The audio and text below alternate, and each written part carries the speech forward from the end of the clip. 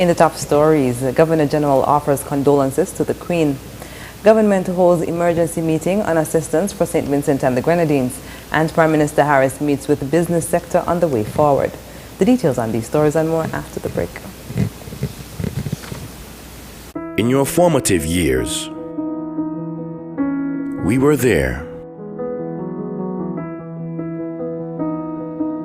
When you got the good news and the bad, we were right there with you. Through all your great adventures, we were always right by your side.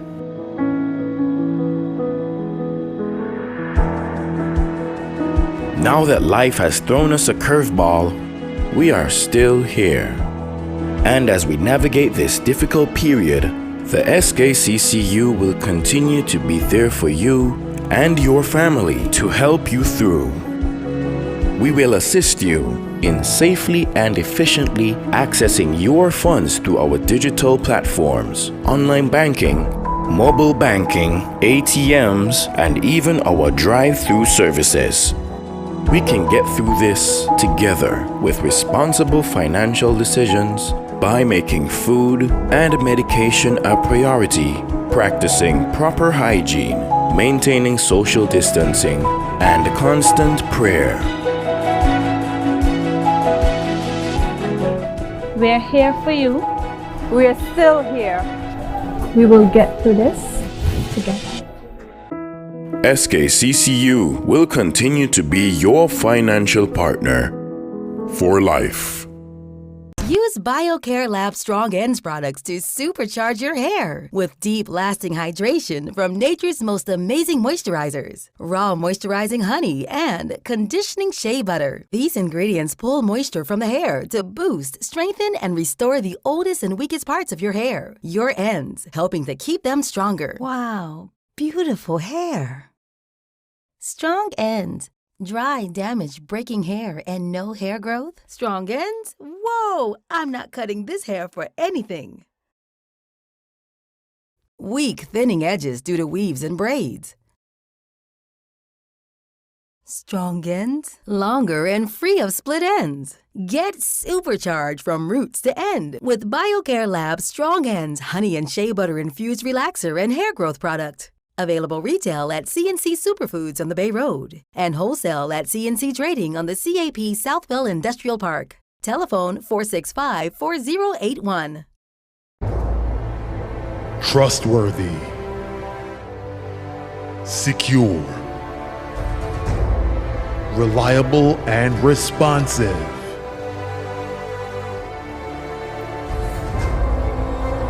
These are just some of the words customers use to describe their experience with the Bank of Nevis Limited. And after 35 years of delivering excellent customer service and honoring our corporate social responsibilities in the island of Nevis, we are finally coming to St. Kitts. Come and experience why we're not just another option.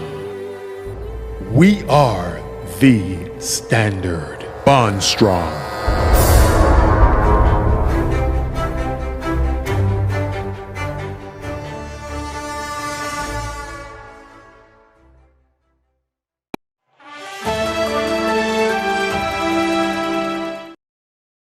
Hello and welcome to the ZIZ Channel 5 newscast. I'm Carla Berridge.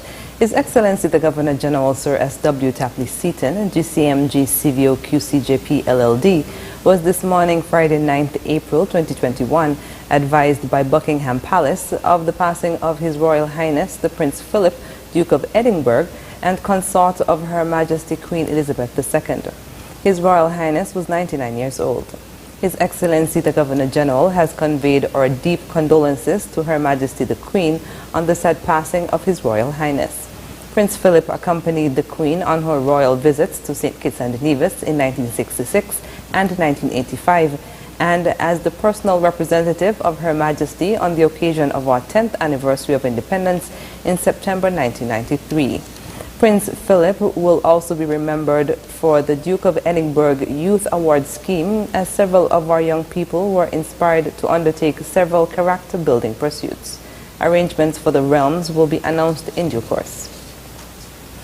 The government of St. Kitts and Nevis is exploring all avenues of assistance that will be offered to St. Vincent and the Grenadines after the eruption of La Soufriere volcano on Friday. On Friday afternoon, an emergency meeting was held at the National Emergency Management Agency, NEMA, among stakeholders including Red Cross, the Caribbean Disaster Emergency Management Agency, SEDEMA, telecommunications companies, and hotels across the Federation to determine the approach. According to Prime Minister Dr. The Honorable Timothy Harris, a temporary listing of materials necessary is in their possession, and walkthroughs of community centers are still pending. Full and productive meeting in that we also had input via virtual means from the head of SEDEMA, the Caribbean Disaster Agency, Management Agency. So we have looked at, and we will continue to look at, the capacity of the country to contribute. We know that we will contribute. Is to find the important ways. We have a temporary list of some of the material things that the government would need to get the shelters there operational. And so we have looked at that. The Red Cross has indicated what it can do. The Chamber rep gave some indication of what they may be able to do. These things are going to be coordinated nationally, and then we are going to put forward, as it were, the full ambit of the support that we will give to the country. Prime Minister Harris assured St. Vincent and the Grenadines Prime Minister Ralph Gonsalves that tangible support will be forthcoming based on a report to be submitted to Cabinet by Monday. We'll give tangible support to them in whatever way we can. And we discuss the various options that were available that would be of help to his country and his people. And as soon as we get that report from the technical committee at the end of their meeting, we will prepare a submission to take to the Cabinet on Monday. Following the submission of the report, he outlined other procedures that have to be considered, including manpower. The report is in, and I have a chance to look at it and to clarify any issues that may require qualification.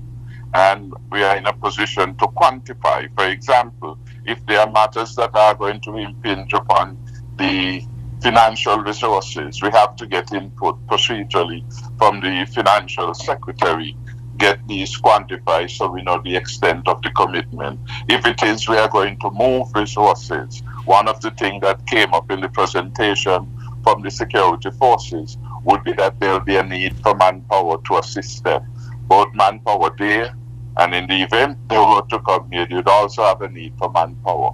So all these logistics and other issues have to be decided, and at some stage we make a determination what reasonably we can do. La Soufriere erupted twice on Friday, early morning, early afternoon, and approximately 20 minutes ago, shooting ash that went 14 kilometers in the air. Small hot rock particles were also tossed atop house roofs. Cruise lines and neighboring islands are providing evacuation and housing assistance. Prime Minister Dr. The Honorable Timothy Harris led another round of discussions between the government and representatives of the private sector on Thursday, this time with a focus on the nation's safe economic recovery from the impact of the COVID-19 pandemic. The session was held at the Royal St. Kitts Hotel, and the private sector representatives came from businesses in the tourism, manufacturing, and retail sectors in St. Kitts and Nevis. Prime Minister Harris told the gathering that the nation's recovery relies heavily on the successful rollout of the vaccination program. These are now here, but it is relying upon you and you and you and me to make the right decision if we are to get it behind us. And that in itself poses a challenge. It poses a challenge for the overall trajectory of the country, because the action of one individual, a few individuals, could determine whether or not we recover fast or recover slowly. That is why we need to have all hands on deck, all involved. That is why the philosophy that we develop of an all-of-society response, which has kept us safe with the best record among independent countries in the hemisphere, that philosophy must continue even now. The Prime Minister repeated his call to the business community to strongly encourage all its employees to be inoculated as soon as possible. Long journey, but every step is an important one that gets us to the goal of herd immunity, the 70% target that we have set ourselves. And we need to commend each other and encourage each other for doing good. Taking the vaccination is not just about individual and individual rights. Taking the vaccination is an act of selflessness. In my view, it is an act of patriotism, because the very act can determine how far we go, how soon we will get there. Whether 2,000 plus people in the tourism industry will be able to get to work again depends on whether or not the taxi drivers, those in our restaurants, those in our schools get themselves vaccinated. Presentations at Wednesday's dialogue were also made by Financial Secretary Mrs. Hilary Hazel, President of the St. Kitts and Nevis Chamber of Industry and Commerce Mrs. Giselle Matthews, and by the Ministry of Health. Also in attendance were Cabinet Ministers Honorable Akila Barry Nisbet, Honorable Lindsey Grant, Honorable Eugene Hamilton, Honorable John L. Powell, Honorable Wendy Phipps, as well as Ambassador His Excellency Vance Amory. And in other national news, the St. Kitts Nevis Chamber of Industry and Commerce has congratulated the government on the ongoing vaccination rollout program. Speaking at a discussion about the economy and the way forward in the interest of the business community and the people of the Federation, President of the CIC Giselle Matthews said the Chamber is pleased with the Federation's vaccination program. To congratulate firstly the government on the vaccination rollout program, and I think that's the most important thing we can speak about right now. That was a lifeline that we all wanted, that we all spoke about. We all asked the Ministry of Health about only when a vaccine comes. Well, the vaccine is here. Actually, our second shipment arrived yesterday through the COVAX facility, ironically on World Health Day, but maybe it was planned. But it's great, it was wonderful, 21,600 new doses. Mrs. Matthews says it is positive to note that the goal set by the authorities of reaching 10,000 doses by April 16th has been met ahead of schedule.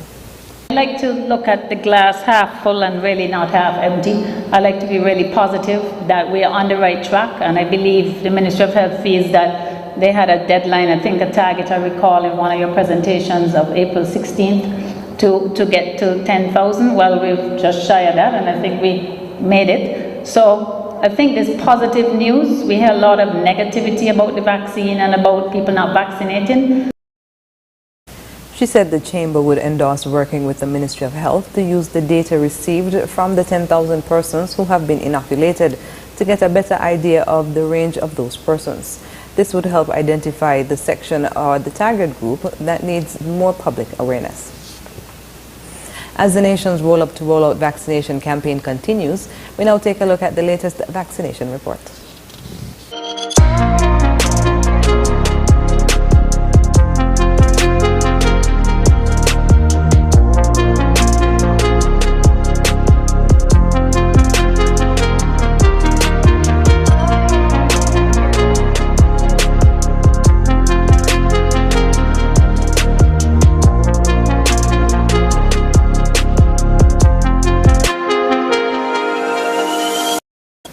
After the break, autopsy performed on a teenage boy, and the traffic officer says pedestrians have a responsibility.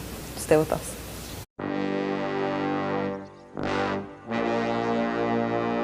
Want to get away? Now you can. Stop standing in long ATM lines to withdraw cash. Use your national debit or black cards to complete a wide variety of transactions at supermarkets, variety stores, gas stations, pharmacies, and more. Shop online at the most popular websites and stores for quality brands using your national debit or black cards. And take back your time to enjoy all the things that you love to do. Remember, instead of waiting in long ATM lines to withdraw cash, use your national bank cards today. National Bank, always here. Here are your Hornsford Value Mart IGA Value Club Blue Tag Specials for March 29th through April 11th. Oranges, $1.25 each. Essential Everyday Bar Cheeses, $7.99. Tropicana Twister or regular, $7.99. Essential Everyday or IGA Saltine Crackers, $6.99. VO5 shampoos or conditioners, $4.79. And now introducing our very low weekly value deal. Chicken drumsticks or thighs, $4.99 per tray. Essential Everyday Dry Roasted Peanuts, $9.99. Icy Box Drinks, $8.99. IGA Real Mayonnaise, $10.99. Pillsbury Brownie Mix, $4.99. Shop smart, shop Value Mart. Sea listo y haga sus compras a Value Mart.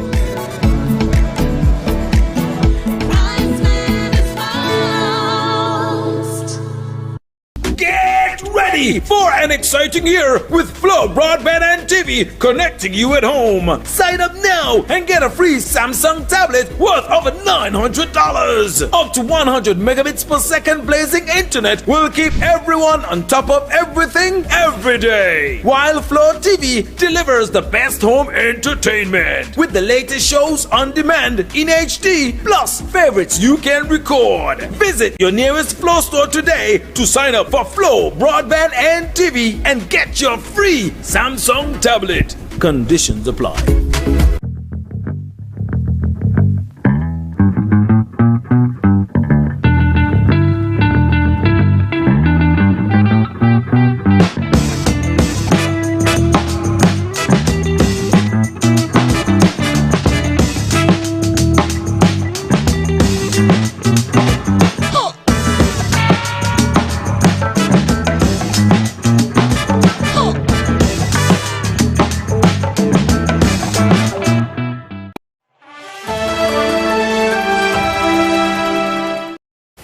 Hello and welcome back. An autopsy was performed on the body of 15-year-old Keon Richards from Crab Hill Sandy Point on April 7th by resident pathologist Dr. Adrian Nunes.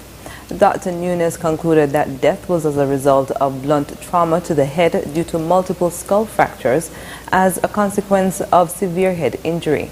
Richards died following an accident where a tree fell on him. According to eyewitnesses, on Thursday, April 1st, several children were playing a game of basketball on the Sandy Point hard court when a tree fell from the yard of the Puxon Medical Center, broke the wall fence, and fell onto the nearby basketball court. ZIZ understands that several persons were able to move out of the way, but Richards was struck by the tree. Emergency medical technicians took him to the Puxon Medical Center, where he later died. Pedestrians also have a responsibility to be safe on the road. That's according to Traffic Officer Donnelly Liebert-Chiverton during an appearance on ZIZ Radio's program On the Road on Wednesday. She explained that when an accident occurs between a vehicle and a pedestrian, some persons may believe that only the motorist would be at fault. However, this is not so in all cases.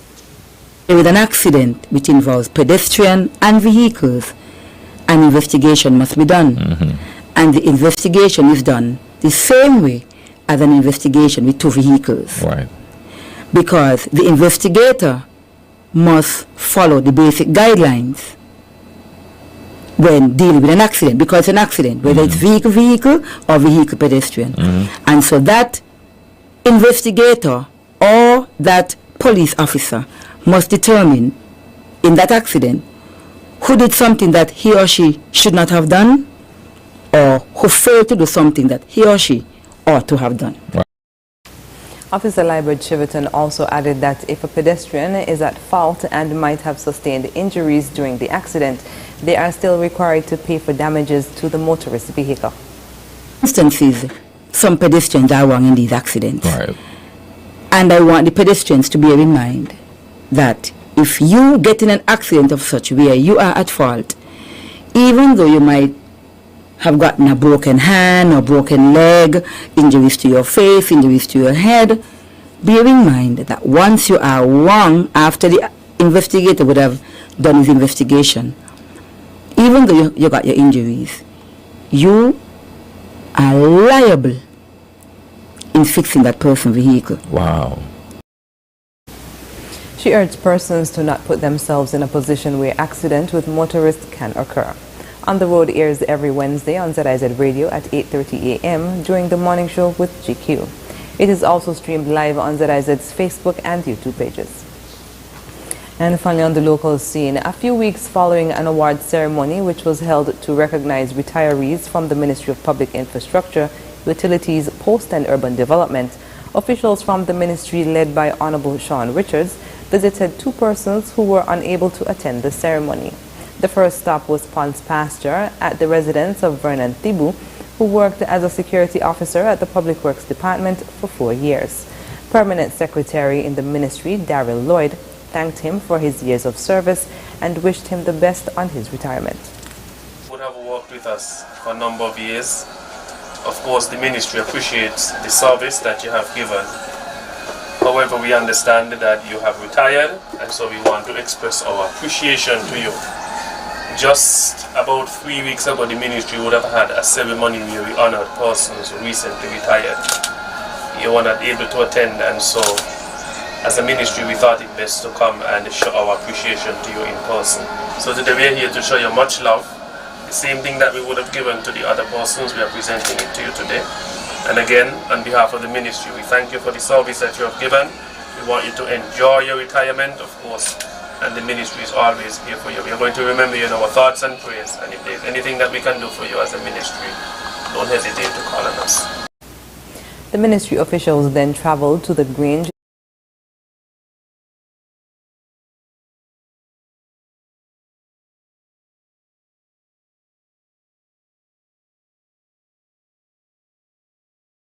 of the work Mr. Thomas did as a postal worker.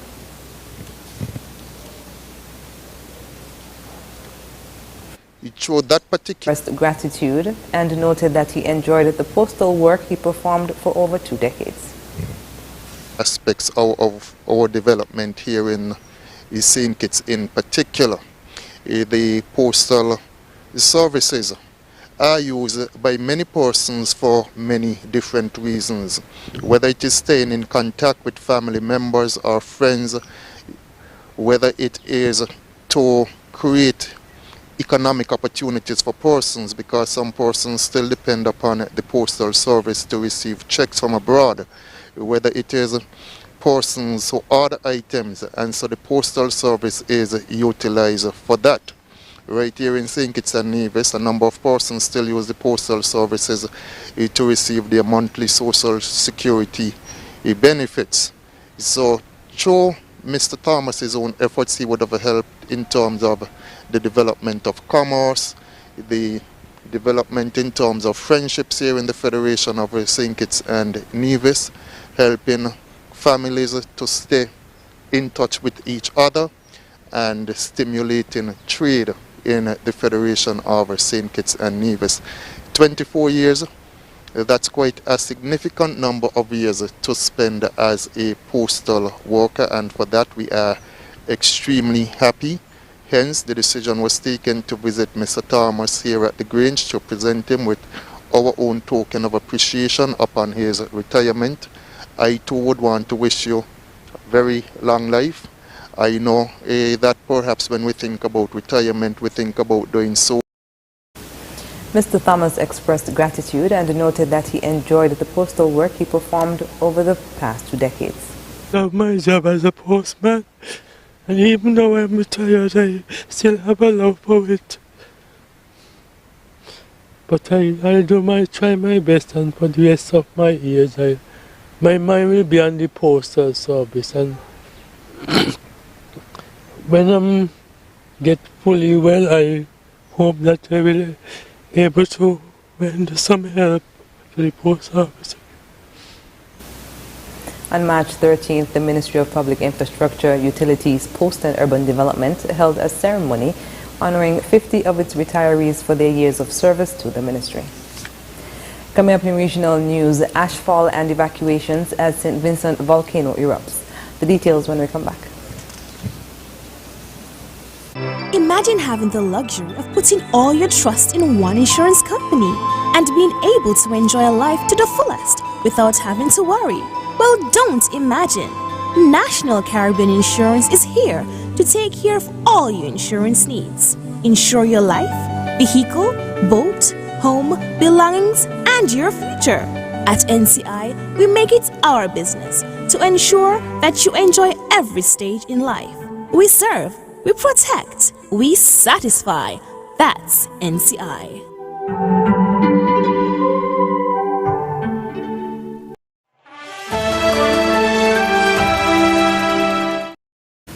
And we're moving now to news on the regional scene. St. Vincent and the Grenadines is now experiencing explosive eruptions associated with the active volcano La Soufriere. The volcano erupted at 8:41 a.m. according to information from the UE seismic unit. Plumes of ash could have been seen some 8 kilometers in the sky, with ashfall recorded at Argyle Airport in the south of the island. According to media reports, persons living in Rose Hall were reporting hearing rumbling followed by plumes of ash intermittently. Videos online also showed ashfall in communities near the base of Soufriere. On Thursday, an evacuation order had been given for all persons in the red zone. Videos on social media showed persons being evacuated to safer areas by boat. Meanwhile, Caribbean Airlines and Liat announced that several of its flights to and from St. Vincent on Saturday will be cancelled due to activity of the La Soufriere volcano. Venezuela has extended its lockdown measures as daily infections reach levels not seen since the first wave last year. The country has been struggling to secure vaccines. Its government says U.S. sanctions are preventing it from buying vaccines. Al Jazeera's Teresa Bo reports. Every day, Misael Guerra faces the difficult task of filling oxygen tanks to help his father, Juan, survive COVID-19. Juan is 79 years old and is struggling with coronavirus at home. I don't trust in the government and how it's treating people in hospitals. Clinics are so expensive that we can't afford it. The cheapest clinic we found wanted to charge us an initial payment of $3,000 and then $1,500 a day, and that's something we can't pay. Finding oxygen is not easy. Misael's father has been at home for more than 2 weeks and needs 4 oxygen tanks a day at a cost of $70 per tank. Misael has opened an account in GoFundMe to get financial help. This is the 3rd day of the GoFundMe campaign, but we can't withdraw the money until the 14th. We've been able to get some money, but there are a lot of people whose relatives die before they get the full amount. Venezuela's healthcare system was already struggling prior to the pandemic.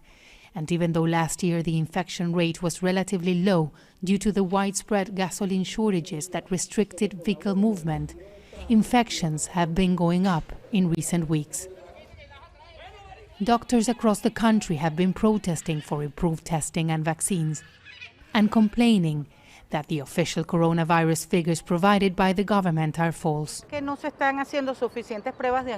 not carrying out enough testing, and that's why the figures are low. 3 weeks ago, we carried out 120 tests a day, and now we're not doing them anymore. We're seeing at least 40 people a day that we suspect are sick, and we have no capacity to corroborate it.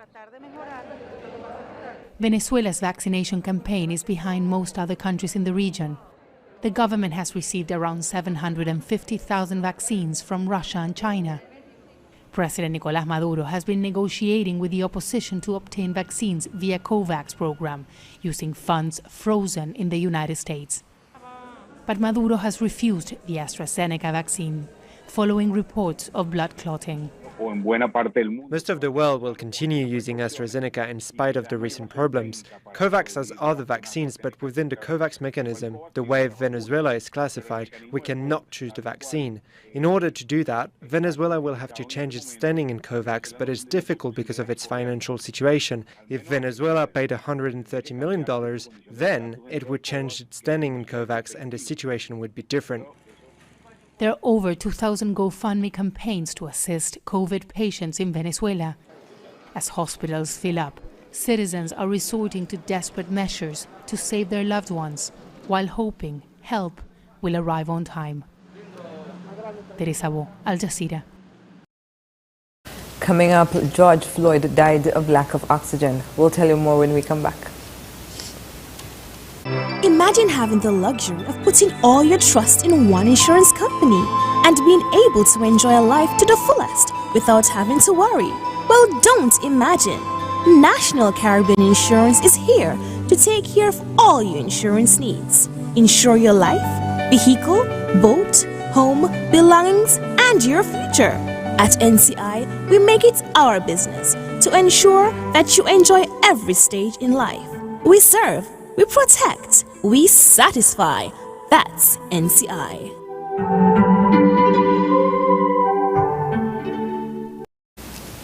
Welcome back. A doctor has emphatically rejected claims that George Floyd's drug use and underlying health problems caused his death. Lung and critical care specialist Dr. Martin Tobin testified that Floyd died from a lack of oxygen while being pinned to the pavement with a knee on his neck. Al Jazeera's Alan Fisher reports from Minneapolis, Minnesota. To his brain that we see, and it also caused a PEA arrhythmia that caused his heart to stop. Mr. Floyd, pinned to the ground, restrained by police, simply couldn't get enough breath to survive. The main forces that are going to lead to the shallow breath are going to be that he's turned prone on the street, that he has the handcuffs in place combined with the street, and then that he has a knee on his neck, and then that he has a knee on his back and on his side. Dr. Tobin reviewed all the video and concluded that after he'd taken his last breath, the police continued to pin George Floyd down for a further 3 minutes. That's the moment the life goes out of his body. The defence argued that drugs taken by George Floyd was a significant factor in his death, increasing his carbon dioxide level in his blood. Not so, says the doctor. What you're seeing is that the increase in his carbon dioxide that is found in the emergency room is solely explained by what you expect to happen in somebody who doesn't have any ventilation given to him for 9 minutes and 50 seconds. Under cross-examination, Dr. Tobin acknowledged he'd had a lot of time to analyse the events of May last year, but Derek Chauvin was acting and reacting to events as they happened. He dismissed some of the questions from the defence, trying to poke holes in what was a compelling testimony. Throughout, the jury paid close attention to the doctor, many making notes. The defence team, including Derek Chauvin, did the same. A forensic toxicologist told the court there were traces of drugs in George Floyd's system, but nothing that was alarming. The results would be consistent with the prescription dose of that, is that right? Yes, it could be.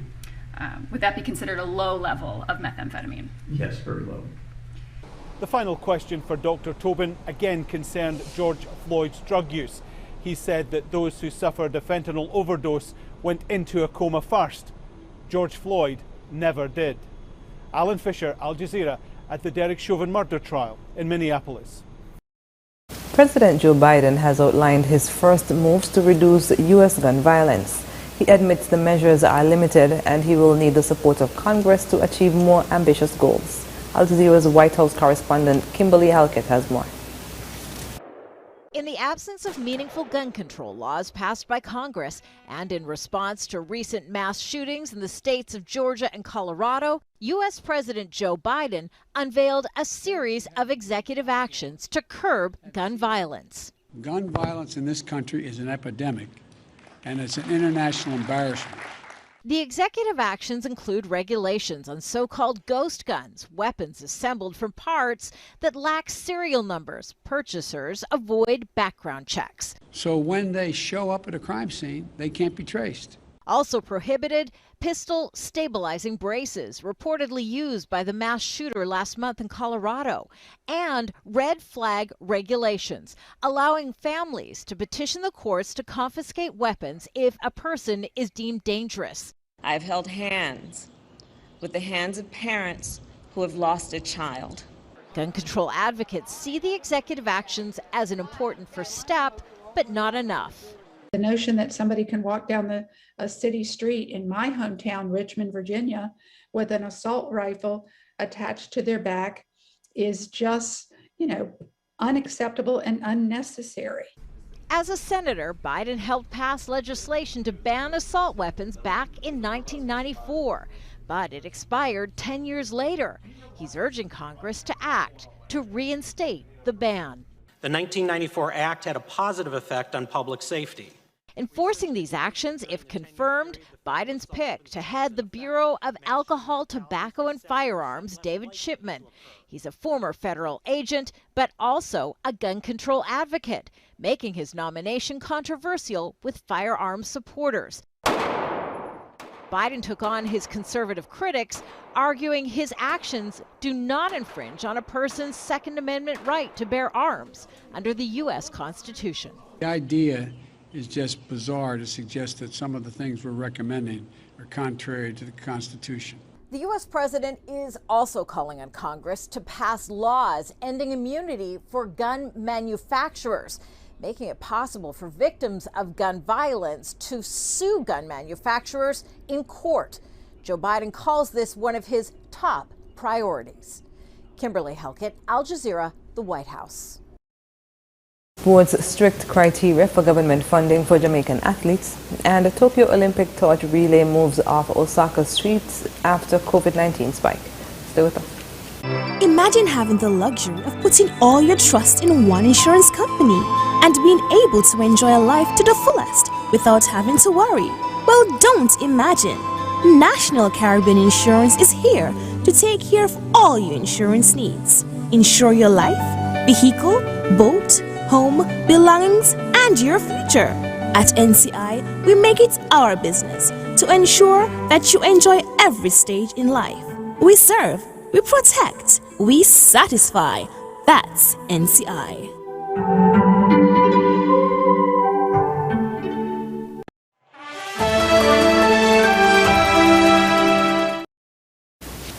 First up in sports, in Jamaica, professional athletes and those who are in high school or college and preparing for the Tokyo Olympics will not be getting funding under the government's Athletes Assistance Program this year.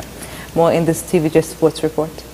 Athletes who will get 80,000 Jamaican dollars a month from the government in their preparation for the Olympics has gotten smaller. Last year, once an athlete was validated by their federation, had met or displayed the ability to meet the Olympic or Paralympic standard, and wasn't under sanction for an adverse analytical finding or disciplinary matter, they qualified for the funds. But not this year. Pro athletes are no longer going to get the funds based on the new criteria.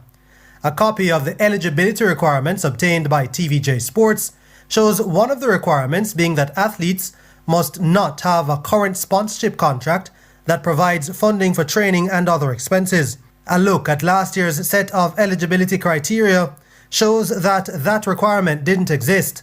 The likes of NCAA indoor champions Akira Nugent, Kemba Nelson, Damian Thomas, and 2017 World Youth Champion Antonio Watson won't be getting the assistance either. This as persons enrolled in high school or college have also been removed from the list of eligible athletes. The government says the athletes who are eligible will receive $20,000 a week for 18 weeks, which is a total of $360,000. They'll, however, be cut from the program if they do not advance to the Olympic or Paralympic Games following their final chance to qualify. Jordan Fort, TVJ. COVID-19 concerns in Japan's second biggest city, Osaka, has led to the cancellation of public events in the Olympic torch relay as officials declare a medical emergency. More in this report. The torch relay was supposed to be the great reset for Olympic organisers, a chance to put the pandemic postponement and scandals behind them and build excitement for the Games in Japan.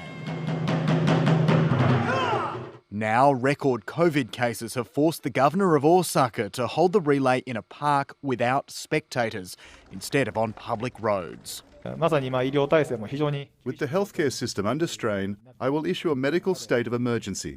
Coronavirus cases have filled about 70% of hospital beds in the region, and Osaka has begun a month of lockdown measures. The situation has never been so critical. Firstly, people are becoming used to it and their patience is running out. Secondly, more contagious variants are becoming mainstream. Cases are spiking in Tokyo too, with 545 new infections in the capital today. Japan's vaccination drive is behind that of most major economies, with about 1 million people getting at least one dose of the Pfizer vaccine since February. In Tokyo's Kita ward, this doctor tells his patient why she should get the vaccine. But she's nervous about the side effects. If doctors are inundated by a fourth wave of infections, the fear is this could derail the vaccine rollout because doctors will be too busy treating patients to inoculate them. The Tokyo government is considering extensive restrictions to try to stop that from happening. Jake Sturmer, ABC News, Tokyo. And that's it for sports. When we come back, we'll have another look at the stories that made the headlines. Imagine having the luxury of putting all your trust in one insurance. The Prime Minister of St. Kitts and Nevis, Dr. the Honourable Timothy Harris, wants to alert the public about fake Facebook and social media accounts that are circulating. These sites may look genuine, but they're not. These fake sites may use the Prime Minister's photo and name, but their only intention is to spread misinformation through false and scandalous information. Some of these pages are scams and will attempt to dupe you out of money. Do not trust them. You can find the real Prime Minister Harris on Facebook, Twitter, and Instagram by searching for his official handle, which is @PMHarrisKN. Facebook, Twitter, and Instagram pages that claim to be the Prime Minister's but do not have PM Harris KN right after the /, are fake accounts. These should be reported to the respective social media sites. You can also report fake social media accounts to presssec@gov.kn. That's PRESSEC@gov.kn. Facebook has verified Prime Minister Harris's official page by placing a white check mark inside a blue circle next to the Prime Minister's name, Dr. the Honourable Timothy Harris. This blue circle appears just above @PMHarrisKN. Also, be alert. If the person claiming to be either the Prime Minister or another government official asks you for money through instant messenger, direct message, or any other means, this is a scam and not a real charity. This public service announcement was produced in order to help you be an informed social media user. Protect yourself and help spread the message. And we're wrapping up with a recap of the top stories. Governor General offers condolences to the Queen. Government holds emergency meeting on assistance for St. Vincent and the Grenadines. And Prime Minister Harris meets with the business sector on the way forward. And that's the end of the ZIZ Channel 5 newscast. Thank you for joining us. I'm Carla Berridge. Goodbye.